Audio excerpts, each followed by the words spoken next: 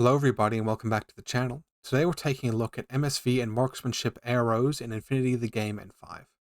I'll be calling these modified AROs just for the purpose of talking about them both, but essentially these used to be very popular styles of ARO strategies that have really fallen off in N5 due to new counterplay options and a proliferation of those counterplay options coming into this new edition. Now, what modified arrows would let you do? MSV, it's going to let you see through the main vision blocking tool, which was smoke, and also, of course, see through mimetism. But seeing through that smoke was the major benefit you'd have in having that MSV.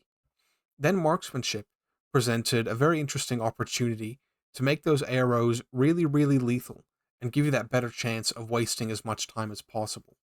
Marksmanship, usually just meaning you'd end up with a +3 to ballistics flat, no matter what gunfight you were taking, meant that it became a lot harder for your opponent to engage those arrows. And even if they had things like MIM3, the marksmanship would have still balanced that sort of thing out, as well as any other bonuses or modifiers that your opponent might have. So they were quite strong as well. Now, in N4, these modified arrows were extremely powerful. They'd be sort of the backbone of your defensive strategy, and a lot of your defensive strategy might have surrounded these modified arrows. They defined some factions' arrow dominance, especially looking at some of the Pan-Oceanian factions, where you had very strong visors and also very strong marksmanship units as well. You'd also see this in Tunguska with the Grenzer, and then, of course, marksmanship, you could slap it onto any remote you wanted to as well. I know when I played Corregidor, slapping marksmanship on a remote was my main plan in terms of an ARO game. And they had very limited counterplay, especially marksmanship. The only thing you could really do against marksmanship was chuck down some white noise.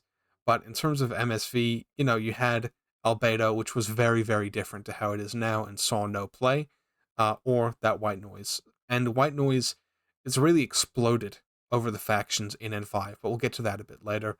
In essence, it was a lot rarer in N4. Now in N5, we've seen these modified arrows be drastically reduced in popularity due to the Albedo rework, where Albedo kind of now works as a reverse mimetism, I guess you could say, where it just puts a flat negative modifier on your opponent, usually neg3 or neg6. And we'll talk about sort of neg3 not having to worry about that as much, but still having so much of it out there really pushed you towards not taking MSV and marksmanship units. But the wider access to white noise, I think, was the much bigger thing. Though Albedo was kind of the herald at the door, I think the realistic position was there is way more white noise just around the place as well. Now, these modified arrows, they're sort of now perceived as a liability to be putting up in ARO. So I really wanted to take a look at what units do have these new tools, what units don't have these tools, and how can we use these modified arrows accordingly.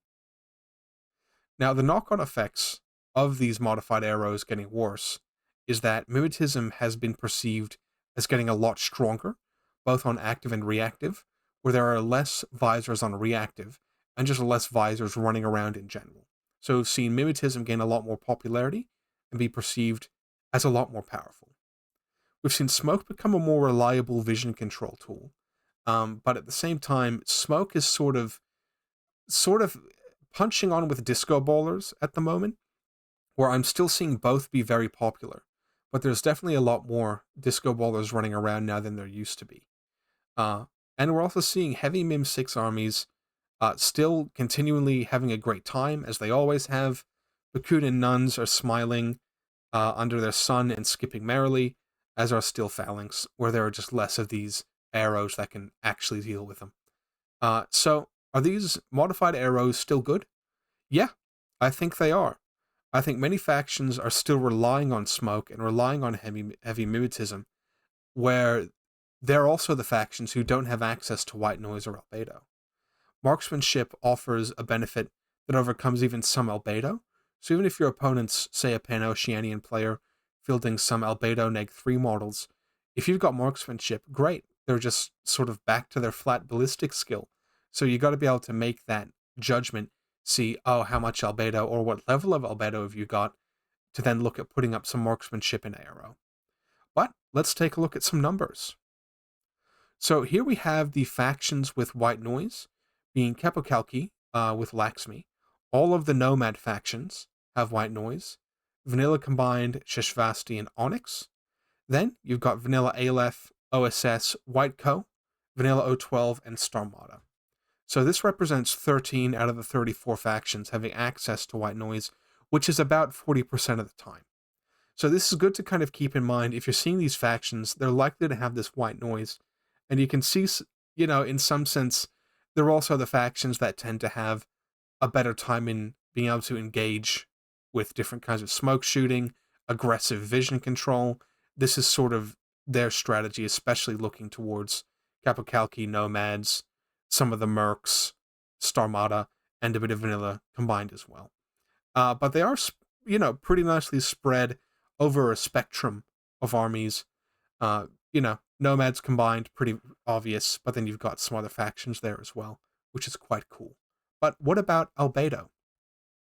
So, I've made a little tier list of Albedo units, which, how likely is an Albedo unit to rock your shit tier list, mediated by the likelihood of seeing them on the table.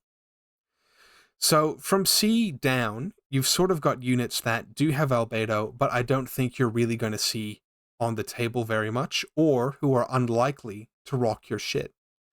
You can see in the C tier over here, we've got the Harangue, the Harangue Thunderbolt, who's got Albedo neg 3. Now he's in C because you're very likely to see the Harangue on the table, but he's very unlikely to rock the shit of your MSV unit. But then if you go down a little bit lower, you get to D and F, where you have units who you're both unlikely to see on the table, and who are both unlikely to rock your shit. Now, I do have the Hakislam vehicle down here. I might cop a bit of hate for this, but I just haven't seen how it's performed on the table yet since its big rework. I think it's got a lot of potential maybe to go up to C or even B, but right now I'm still not seeing it. But then, back in C, you've got the Harangue, who is likely to show up, but unlikely to rock your shit. Then you got something like Drakios, who probably could rock your shit, but you're just unlikely to see him on the table. So next up from there in the B tier, these are units who will either rock your shit or do show up a decent amount of the time. And here you've got the Boig, who doesn't show up a ton, but will push your shit in. You've got the Bow Troop, who shows up decently, and he's sort of okay at shooting. He's got a Thunderbolt, +1 burst, and a multi-sniper, but only on BS12. You've got a Firefly, who, again, has... you don't really see aggressive Fireflies as much in Kestrel, though they are genuinely pretty decent. And then you've got the Military Orders Black Friar, who I took one in every MO list before, and they've gotten even better now, so I don't see why they'd go away. Then in the A tier, these are units who you are very likely to see and who will rock your shit. We've got the new Ironsides, who's been ham-fisted into the tier list there, and he's a unit who's going to be quite popular.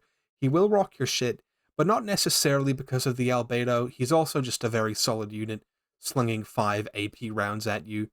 Then you've got the Vargur, who on the tin are very similar to the Fireflies, but you're just going to see them a lot more than Fireflies, and they do have some different gun options, which can be useful. Then the Gwylos in Sheshvasti, very, very mean piece, he'll just munch any MSV AROs you have for breakfast. And then, I forgot the fucking name, the Sutra, I think it's the Sutra, who's got the Mach 12 MSV2 with Albedo neg 6.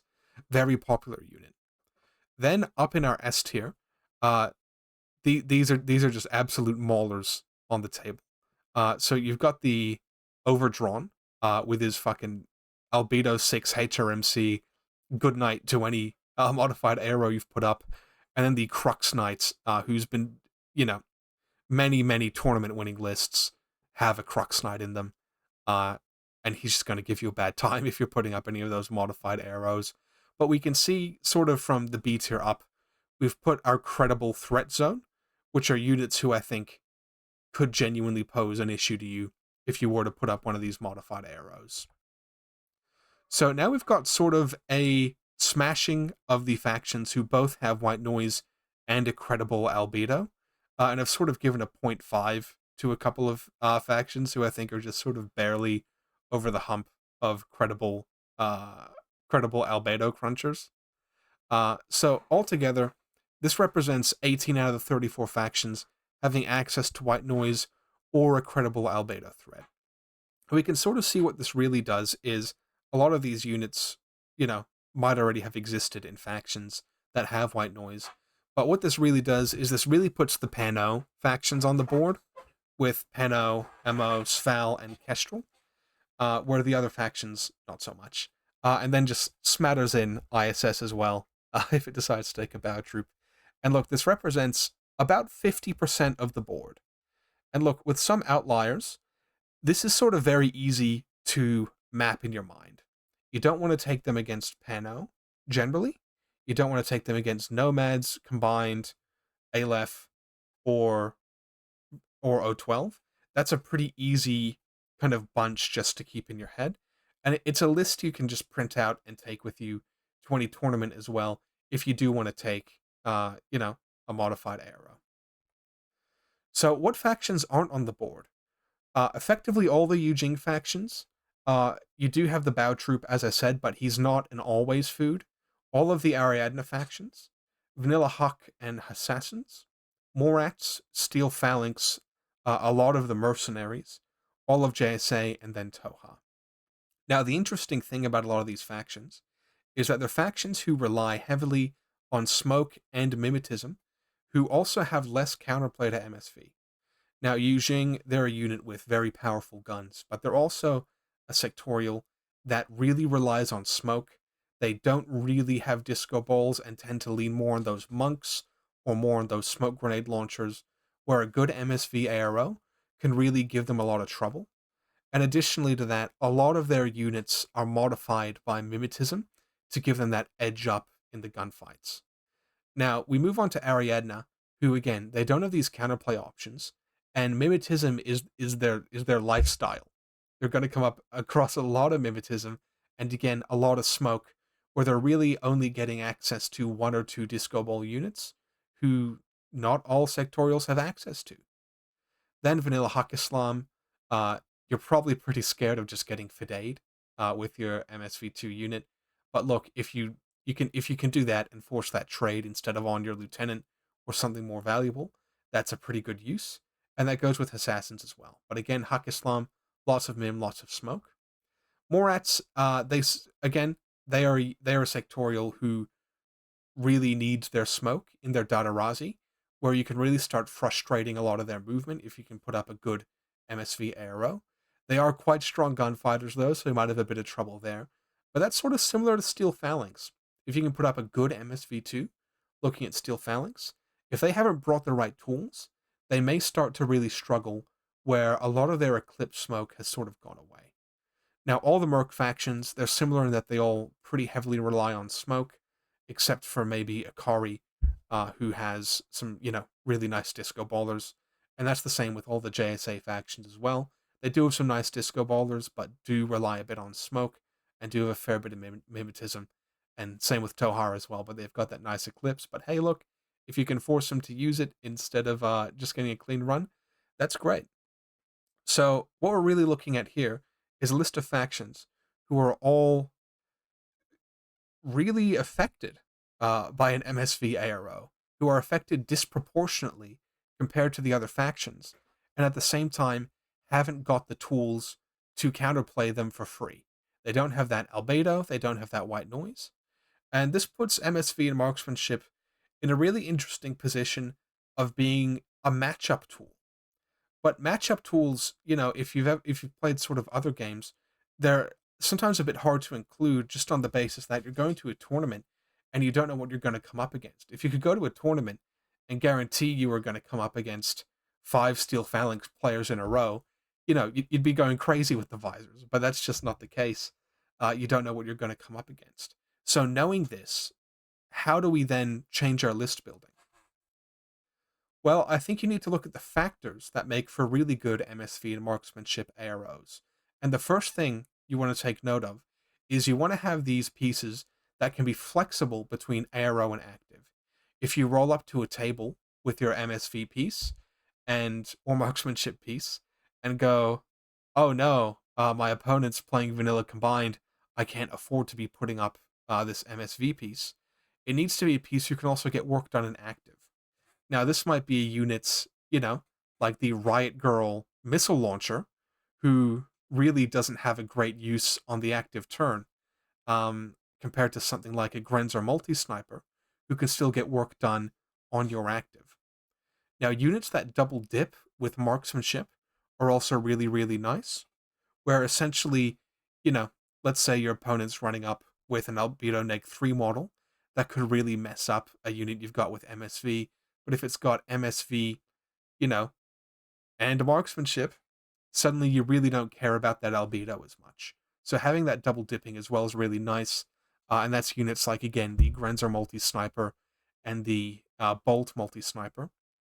And then units as well who are multi-wound. You can sort of afford to put up some more tougher multi-wound MSV pieces, and afford to put them in your lists a bit more, just because, look, maybe if I come up against a faction who can just swat him, I can just put him holding a tight line somewhere. He can maybe take a hit and run away. And this is units like the Griffin, Feuerbach, who's seen be exceedingly popular, but then also something like a Horlak Janissary, or, maybe some other kind of Riot Girl. But these are the considerations I'd be looking at when looking to take a modified ARO, because I do think they're still very valuable. If we go back to this list of factions, these are popular factions. Yu Jing's quite popular, Morat's is very popular, Steel Phalanx is quite popular, as is JSA, and these are factions who you're going to come up against a lot who are disproportionately affected. So I'd really be looking at your faction list, seeing what units meet the standard, and not all factions will have it. If I go to Corregidor, okay, we've got a Wildcat HRL. That's not going to cut it. That doesn't fit any of these criteria, so it's not something I'm going to be putting up. But I think this is something worth thinking about when you're making your lists of, can I be taking an MSV unit that I can feel comfortable putting up an ARO, but that also has an active purpose if things don't necessarily work out there. So, I hope you've enjoyed the video. Please do tell me your thoughts below, and please do tell what you think about the spread of factions that can and can't deal with MSV and Marksmanship AROs easily. I think this is something really interesting and really important to keep in mind when list building, so I'm excited to see what you guys come up with. Okay, catch you later. Bye bye.